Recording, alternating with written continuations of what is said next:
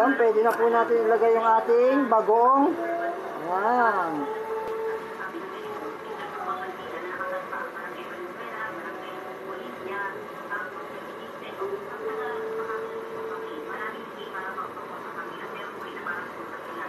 Ayan pa po ang ating isang gong-bagong. Dapat may kasaling mangga. Oo, dapat may mangga to. Masarap po talaga to pag may mangga. Ako, yung mga ano dyan, may mangga dyan, baka naman.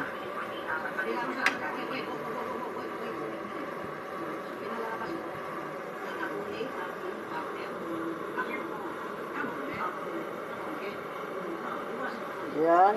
Doon po sa mayroong mga mangga dyan, ihanda nyo na po yung mangga. Mukhang mapapakain kayo ng mangga nito pag ganito. Yun, oh.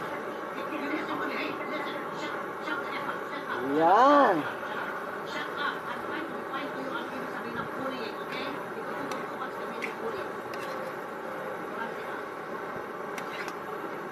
Yun, oh. So, ayan po ang ating bagong. So, maya-maya pa po natin siya, halu-haluin muna natin siya. Kung may mga mangga po dyan, baka naman. Baka naman.